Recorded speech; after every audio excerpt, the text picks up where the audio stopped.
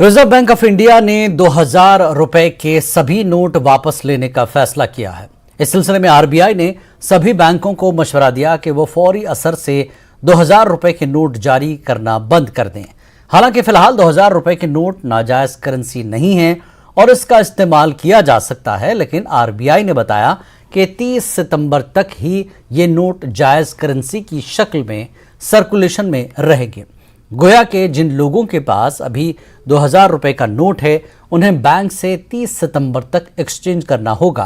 काबिल जिक्र बात यह है कि आप बैंक से 2000 रुपए के नोट पर मुश्तमिल बड़ी रकम एक साथ एक्सचेंज भी नहीं कर पाएंगे। आरबीआई का कहना है कि आप 23 मई से एक बार में 20,000 रुपए तक के ही 2000 रुपए के नोट बदल या जमा कर सकते हैं। इसके लिए बैंकों को स्पेशल विंडो खोलना होगा। इसके अलावा आरबीआई नोट बदलने और जमा करने के लिए 19 ब्रांच खोलेगा।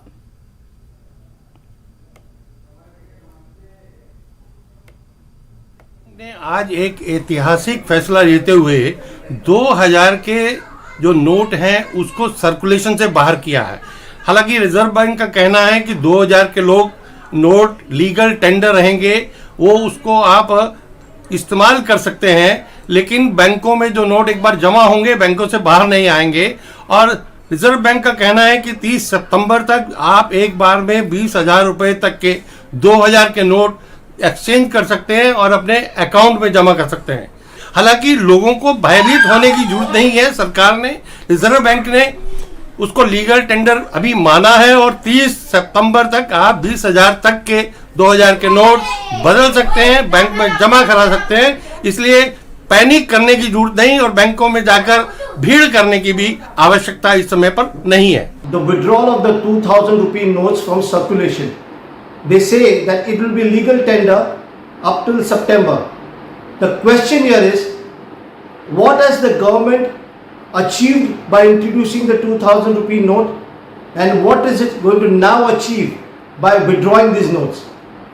The demonetization was hailed by the government as a big success. If that was the case, then what is the reason to withdraw the tender of 2000 rupees notes? So many lives were lost during demonetization. The government tried to take publicity out of this move. Now today, it has gone ahead and come with this new thing about the withdrawal of this 2000 rupee tender note. The government needs to answer the people why this kind of harassment is going on and why in the first place were these 2000 rupee notes introduced. 2000 के note चलन के बाहर हो जाएंगे, सरकार ने फैसला लिया है। बहुत अच्छा फैसला है ये। अच्छा, क्या समस्या थी? समस्या है कि छुट्टा जल्दी होता नहीं है, छुट्टी की बड़ी प्रॉब्लम होती है। 2000 का नोट पकड़ा देता है कि 100-200 रुपये 50 रुपये को सामान लो तो छुट्टा नहीं भाई, छुट्टा नहीं भाई, ये दिक्कत है बस, और क्या। परेशानी भी हो सकती है और खुशी भी हो सकती है, दोनों चीजें हो सकती है। परेशानी ये हो सकती है कि अपने 2000 कहीं भी रख के इकट्ठा जा सकते हैं और फुटकर अगर वो 2000 का बंद हो जाएगा तो यही परेशानी होगी अपने लिए। और खुशी और छुट्टा का जो सही बोल रहा है, छुट्टा नहीं होता। अब बहुत जगह परेशानी होती, हम भी ये 2000 के नोट लिए हैं, छुट्टा होने में दिक्कत हो रही है, ये लिए आप। बंद अब हो रहा है, वैसे तो खुलने की दिक्कत होती है और तो ठीक ही है। फैसले से खुश नहीं है क्योंकि 2000 के नोट गरीब के लिए बहुत परेशानी बड़ी बात है, क्योंकि 2000 का नोट लेके कुछ छुट्टा नहीं होता है। किसी दुकान पे जाते हैं तो ठीक था, तो बहुत परेशानियों का सामना करना पड़ता है उनको। देखिए मेरा तो मानना ये है कि अगर 2000 रुपए के नोट ही बंद करने थे तो फिर आवश्यकता क्या थी इनको चालू करने की, क्योंकि उस समय गवर्नमेंट का जो ये नोट चलाने का जो कारण था वो ये बताया जा रहा था कि भाई जो काला धन है वो कम होगा। लेकिन अगर 2000 रुपए के नोट अगर चालू किए गवर्नमेंट ने, लागू किए, तो उससे तो काला धन बढ़ा होगा, क्योंकि छोटी कम जगह में ज्यादा धन इकट्ठा कर पाए होंगे लोग। और अब जब चलन से बाहर किया जा रहा है तो उसके पीछे भी कोई रीजनिंग उनकी गवर्नमेंट की तरफ से आई नहीं है अभी तक। तो ये तो मेरे हिसाब से तो ये गवर्नमेंट की दूरदर्शी सोच का परिणाम लगता है। वज़ीर-ए-आज़म नरेंद्र मोदी G7 की सालाना छोटी कॉन्फ्रेंस में शिरकत के लिए जापान के हिरोशिमा पहुंच गए हैं। पीएम मोदी ने बताया कि वो यहां G7 में हिस्सा लेने के अलावा कई आलमी सरबराहान के साथ दोतरफा बातचीत भी करेंगे। पीएम मोदी जापान के वज़ीर-ए-आज़म फूमियो किशिदा की दावत पर हिरोशिमा आए हैं। दरहकीकत जापान G7 ग्रुप के मौजूदा सरबराहान के तौर पर सरबराही इजलास की मेज़बानी कर रहा है और हिंदुस्तान को इसमें मेहमान मुल्क के तौर पर मदऊ किया गया है।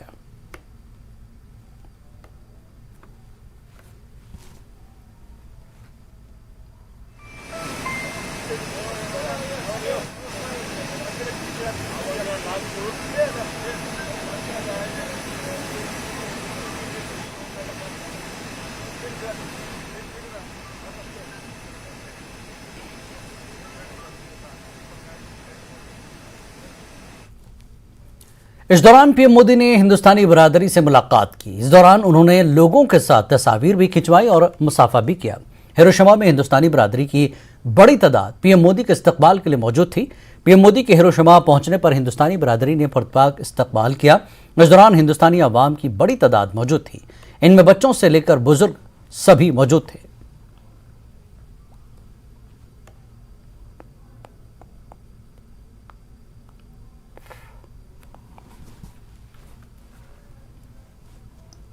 Happy to meet us too, and he gave us a handshake.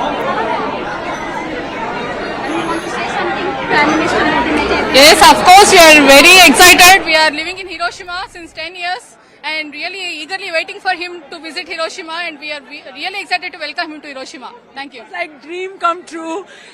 I didn't wanted to leave his hand when he hold my hand and shake. It was totally dream come true, and invited him to Rajasthan, and he said he'll be coming to Rajasthan soon. So it was such a proud moment for me. He's always such a warm person. He never make us feel that we are any common people. He makes us all feel special, and he is one amongst us. So that is very different to be a leader. Like you, he doesn't put himself on a higher stage. He meet all of us as like a family. You can say that. जोश एक उनको देख के आता है। PM Modi ji को देखकर इतना एक इतना प्रभावशाली व्यक्तित्व है उनका। उनको देख के जो जोश हमारे को आया, आपने सभी देखा होगा, सभी लोग इतने दीवाने हो रखे हैं। सिर्फ इंडियंस ही नहीं, जापानी भी बहुत सारे लोग उनको पसंद करते हैं। He is such an popular figure.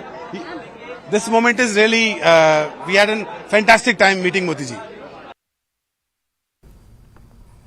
वजीर आजम नरेंद्र मोदी ने जुमे को 3 ममालिक जापान, पापुआ न्यू गिनी और ऑस्ट्रेलिया के 6 रोजा दौरे पर रवाना होने से कबल हिंदुस्तान और चीन के दरमियान सरहदी तनाज़ा और पाकिस्तान के साथ बातचीत के हवाले से अपने एक इंटरव्यू में बड़ा बयान दिया। चीन के साथ सरहदी तनाज़े पर पीएम मोदी ने कहा कि हिंदुस्तान खुद मुख्तारी और अपने वक़ार के तहफ़्फ़ुज़ के लिए पूरी तरह तैयार और जापान पुरअज़्म है। जापान के मारूफ अखबार निकी एशिया को दिए गए इंटरव्यू में पीएम मोदी ने कहा कि चीन के साथ दोतरफा ताल्लुकात के लिए सरहदी इलाकों में अमन ज़रूरी है। उन्होंने कहा कि हिंदुस्तान और चीन के दरमियान ताल्लुकात में बेहतरी बाहमी एहतराम और बाहमी मफादात पर मबनी हो सकती है। वहीं पाकिस्तान के साथ बातचीत के सवाल पर पीएम मोदी ने कहा कि हिंदुस्तान अपने पड़ोसी के साथ मामूल के ताल्लुकात चाहता है और उन्होंने कहा कि अगर पाकिस्तान ताल्लुकात में बेहतरी चाहता है तो इसके लिए दहशतगर्दी और दुश्मनी से पाक एक साजगार माहौल बनाना ज़रूरी है। पाकिस्तान की जिम्मेदारी है कि वो इस हवाले से इक़दाम करे।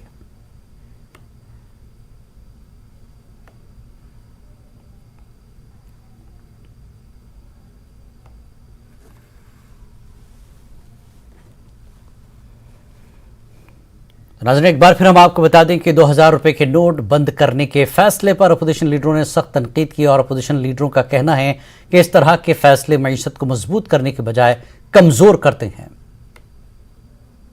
कांग्रेस पार्टी ने लगातार कहा कि वो नोटबंदी गलत थी, उसमें लोग परेशान हुए, कोई काला धन निकला नहीं, कोई आतंकवादियों का कुछ हुआ नहीं, तो वो निर्णय गलत था। फिर उसका 1500 का नोट बंद करके फिर 2000 ले आना, अब 2000 भी बंद करना, तो लोगों का नेसेसरी इससे परेशानी बहुत होती है और जो है अर्थव्यवस्था बजाय मजबूत होने के कमज़ोर होती है। तो अर्थव्यवस्था को बिना समझे हुए निर्णय लेने से अब इनको सुधार करने की कोशिश हो रही है कि उसको बंद करो, इसको चालू करो। जनता परेशान हो जाती है। जनता को इतना मत तंग करो, परेशान करो जो ये कर रही सरकार। देश का एक भी अर्थशास्त्री और देश क्या दुनिया का कोई अर्थशास्त्री ये नहीं समझ पाया कि 2000 का नोट चालू क्यों किया गया था आज से 7 साल पहले। और एक भी अर्थशास्त्री, मैं यकीन मानो, मैं दावे के साथ कहता हूं, ये नहीं समझ पाएगा कि आज उसको वापस क्यों बंद करने का निर्णय लिया गया। नोटबंदी में जिस तरह से निर्णय लिए और जिस तरह से पूरा असंगठित क्षेत्र, अनऑर्गेनाइज क्षेत्र पूरा खत्म हो गया, देश में रोजगार का संकट खत्म हो गया, पैदा हो गया, 45 साल की सबसे बुरी बेरोजगारी आ गई और आज अब सरकार कह रही कि 2000 का नोट हम वापस लेंगे। आम आदमी पार्टी के लीडर सौरभ भारद्वाज ने 2000 के नोट के चलन से बाहर होने पर कहा कि नोटों को रोकने और चलाने का रिवाज वजीर आजम ने शुरू किया था। उन्होंने कहा कि उन्हें उम्मीद है कि हुकूमत माहिरीन की राय पर ही यह फैसला करेगी। नोटों को रोकने की, चलाने की जो पूरी की पूरी प्रथा है वो प्रधानमंत्री जी ने शुरू की थी। जब की थी तो सैकड़ों लोगों की जान गई, लाखों लोगों के काम धंधे बंद हो गए, पूरी की पूरी इकॉनमी जो है ठप हो गई। उसका कोई फ़ायदा ना काले धन में मिला, ना कोई टेररिज्म को रोकने में मिला, ना कोई भ्रष्टाचार को रोकने में मिला। तो ये जो कदम उठाया है, मुझे नहीं पता कि इसका क्या फ़ायदा है, क्या नुकसान है, मगर मैं आशा करता हूँ कि एक्सपर्ट्स की ओपिनियन पे सरकार काम कर रही होगी। ये कोई जो है नी जर्क रिएक्शन नहीं होगा। कांग्रेस लीडर और साबिक वजीर खजाना पी चिदम्बरम ने कहा कि 2000 के नोट कभी भी क्लीन नोट नहीं थे। उन्होंने कहा कि लोगों ने कभी इस नोट को बड़ी तादाद में इस्तेमाल नहीं किया। इसका इस्तेमाल सिर्फ वक्ती तौर पर काला धन रखने के लिए किया जाता था। साबिक मरकजी वजीर ने कहा कि नोटबंदी ने अपना चक्कर मुकम्मल कर लिया है। साबिक वजीर खजाना का कहना है कि पहले ही इसके बंद होने का अंदाजा था। अब आरबीआई ने इसे चलन से बाहर कर दिया है और नोट बदलने के लिए 30 सितंबर तक का वक्त दिया है। उन्होंने कहा कि हमने ये बात नवंबर 2016 में भी कही थी और हम दुरुस्त साबित हुए। 2000 का नोट 500 और 1000 के नोटों पर पाबंदी के अहमकाना फैसले को छुपाने का एक तरीका था।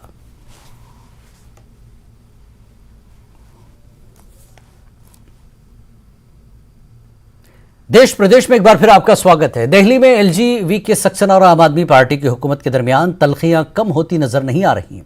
आज एलजी की रिहायशगाह के बाहर आम आदमी पार्टी के वुज़रा ने एहतजाज किया। इस दौरान आप लीडर आतिशी ने कहा कि सुप्रीम कोर्ट ने वाज़ेह कर दिया कि एलजी को मुंतखब हुकूमत के फैसलों को मानना होगा, फिर वो हमारी फाइलों पर दस्तखत क्यों नहीं कर रहे हैं। उन्होंने कहा कि हम इंतजार कर रहे हैं कि एलजी जमहूरियत का एहतराम करे।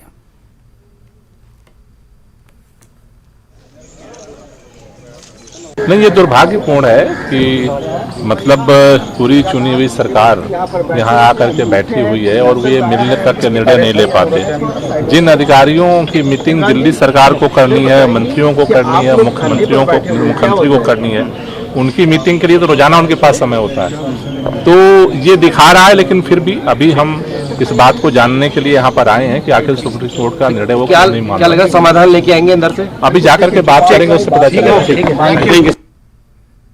एक बार फिर रेसलिंग फेडरेशन ऑफ इंडिया के सदर बृजभूषण शरण सिंह ने अपने ऊपर लगाए गए तमाम इल्जामात की तरदीद की है।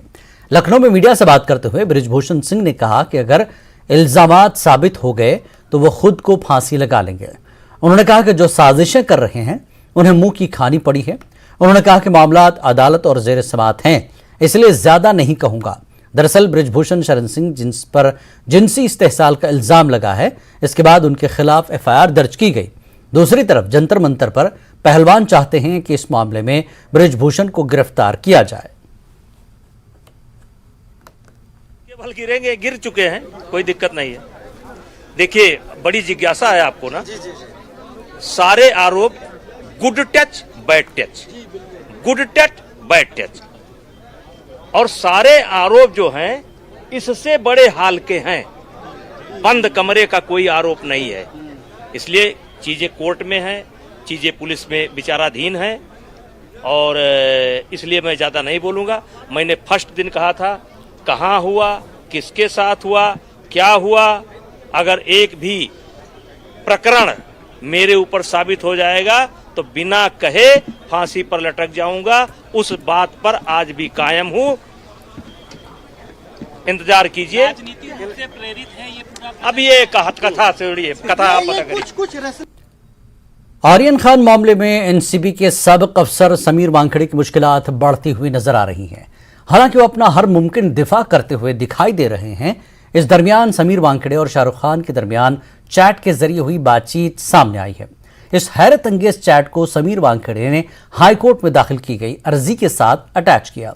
समीर का कहना है कि शाहरुख ने उन्हें मैसेज किया था। मैसेज में किंग खान ने कहा कि आपने मुझे मेरे बारे में जो भी नजरिया और निजी जानकारी दी है, इसके लिए मैं आपका मुनासिब शुक्रिया नहीं अदा कर पाऊंगा। मैं यकीनी करूंगा कि वो यानी आर्यन कोई ऐसा इंसान बने जिस पर आपको और मुझे दोनों को फख्र हो। यह हादसा उनकी ज़िंदगी में एक अच्छा मोड़ साबित होगी। चैट में आगे शाहरुख खान ने लिखा, थैंक यू, आप एक भले आदमी हैं, प्लीज़ आज इस पर रहम करें, मैं गुजारिश करता हूं। इस पर वानखेड़े ने लिखा कि बिल्कुल, डोंट वरी।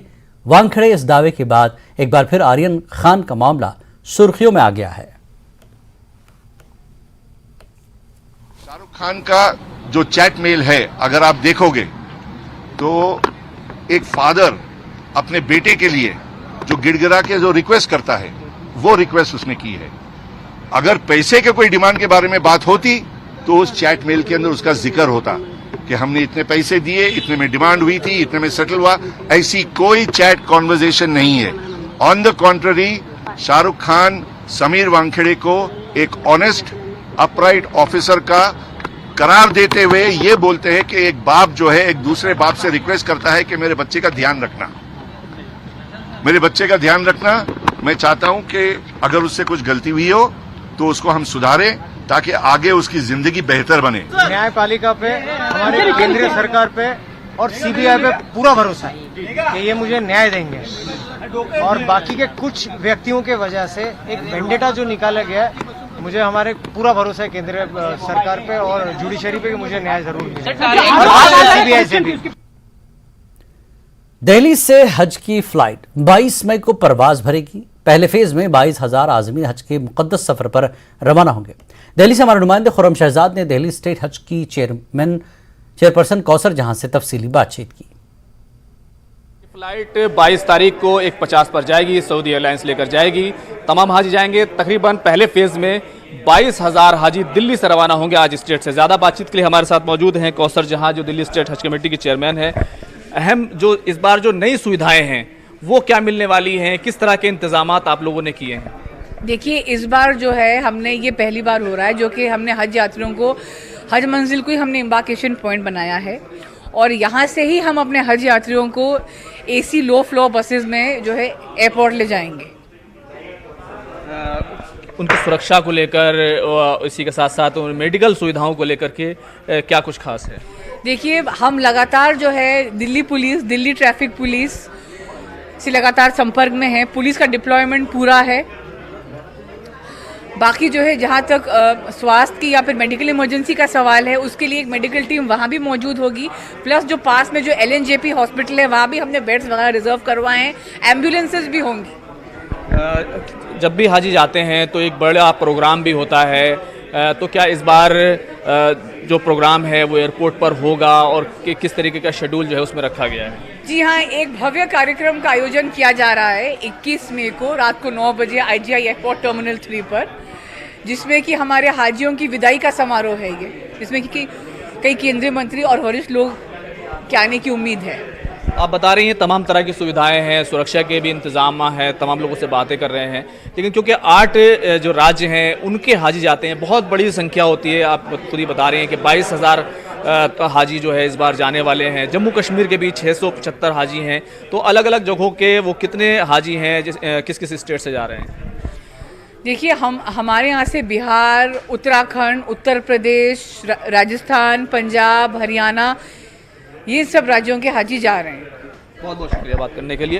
तो तमाम हाजी जो दिल्ली से इस बार तकरीबन 22,000 के करीब जाने वाले हैं। खास बात यह है, जम्मू कश्मीर जो दूर दराज का इलाका है, बहुत दूर है दिल्ली से, वहाँ के भी 675 हाजी ऐसे हैं जिन्होंने इस बार दिल्ली से सऊदी अरब जाने को चुना है। उत्तर प्रदेश के 12,000 से ज़्यादा हाजी हैं, उत्तराखंड के हाजी हैं, पंजाब के हाजी हैं, हरियाणा के हाजी हैं।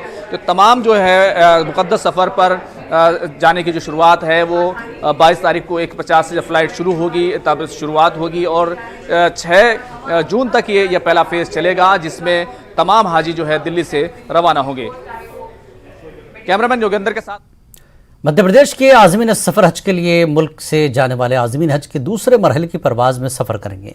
वाज़ेह के MP की आज़मीन हज की परवाज़ 21 मई से शुरू होने वाली आज़मीन हज के पहले मरहले की परवाज़ में मुतवक्किल थी, लेकिन अब इसे दूसरे मरहले की परवाज़ में शिफ्ट कर दिया गया है। MP की आज़मीन हज भोपाल और इंदौर से सफ़र हज के लिए परवाज़ करेंगे।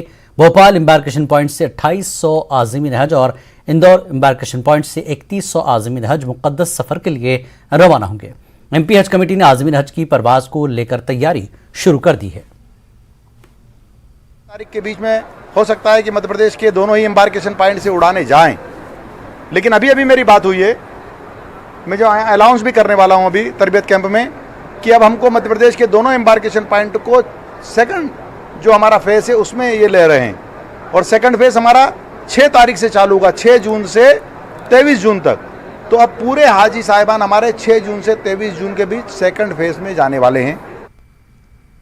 भोपाल, छिंदवाड़ा और हैदराबाद से गिरफ्तार किए गए हिजबुत तहरीर के 16 मुश्तबा दहशतगर्दों के रिमांड में तौसी कर दी गई है। गुज़श्ता हफ्ते गिरफ्तार किए गए सभी मुश्तबा दहशतगर्दों को आज अदालत में पेश किया गया, जहां अदालत ने समाअत के बाद हिजबुत तहरीर के 10 मुश्तबा दहशतगर्द यासर खान, शाकिर रिजवी, दानिश अली, मोहम्मद आलम, खालिद हुसैन, मोहम्मद हामिद, मोहम्मद अब्बास, अब्दुल रहमान जुनैद और सलीम को 24 जुलाई तक के लिए पुलिस रिमांड पर, जबकि दीगर 6 मुश्तबा दहशतगर्दों को 24 जुलाई तक के लिए जुडिशल रिमांड पर भेजने का अदालत ने अहकाम जारी किया। जबकि अदालत के बाहर दहशतगर्दी को लेकर बीजेपी और कांग्रेस के बीच सियासी बयानबाजी का दौर भी जारी है। हिजबुत तहरीर पर कांग्रेस की खामोशी को बीजेपी ने तनकीद का निशाना बनाया और बजरंग दल का दिफा करने पर कांग्रेस ने बीजेपी को तनकीद का निशाना बनाया।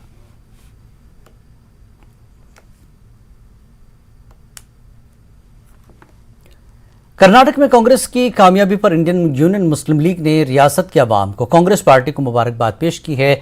बेंगलुरु में IUML के रियासती सदर N जावेदुल्ला ने कहा कि रियासत के अवाम ने सेकुलरिज्म को जिंदा रखते हुए फ़िरक़ापरस्त ताकतों को इक़्तिदार से दूर रखा है। असेंबली इंतखाबात से काबिल मुस्लिम लीग ने खुलकर कांग्रेस पार्टी की तायीद करने का फैसला लिया था। आपको अच्छी तरह मालूम है कि इस असेंबली इलेक्शन में कर्नाटक के इंडियन यूनियन मुस्लिम लीग ने कांग्रेस के साथ अलायंस करके और कांग्रेस की जीत के लिए हमने पूरे स्टेट में घूमकर पार्टी को बड़े मेजॉरिटी के साथ कांग्रेस पार्टी को हमने जिताया है और हमारा सपोर्ट रहा। और मैं इस मौके पर पूरे कांग्रेस लीडरों को और कांग्रेस के जितने भी MLA जीते उन सबको मुबारकबाद देता हूं। और उसके साथ साथ हमारे जो है लीडर्स, हमारे हाई कमांड जो है कुन्हा अली कुट्टी साहब, खादर मोहद्दीन साहब, जो भी हमारे लीडर्स हैं, हमारे अकादीन हैं, वो लोग भी जो है हमारे यहाँ पर आकर कैंपेन किए कांग्रेस के लिए और पूरे बैंगलोर में भी रहा कर कैंपेन किए ताकि जो है एक सेक्युलर हुकूमत बने कर्नाटक के अंदर। उसी तरह से इस बार जो है कांग्रेस ने बहुत अच्छी मेजॉरिटी के साथ जो है इलेक्शन को जीता और कांग्रेस की हुकूमत बनी।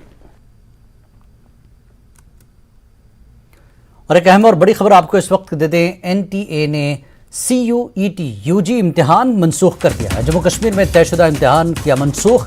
21 से 25 मई नहीं होंगे इम्तिहानात, 26 मई से मुनक्किद होगा CUET UG इम्तिहान कश्मीर में। तो आर्जी मराकज़ बनाने के इम्कानात का लिया जा रहा है जायज़ा। बड़ी खबर इस वक्त की, NTA ने CUET UG इम्तिहान मनसूख किया है। जम्मू कश्मीर में तयशुदा इम्तिहान मनसूख कर दिया गया है। 21 से 25 मई तक नहीं होंगे इम्तिहानात और 26 मई से मुनक्किद होगा CUET UG इम्तिहान। और कश्मीर में आर्जी मराकज़ बनाने के इम्कानात का जायज़ा भी लिया जा रहा है।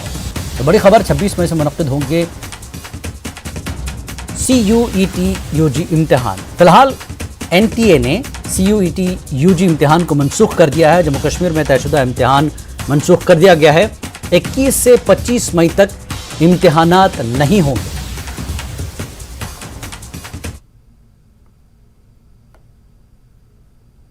इस बुलेटिन में फिलहाल इतना ही। नमस्कार।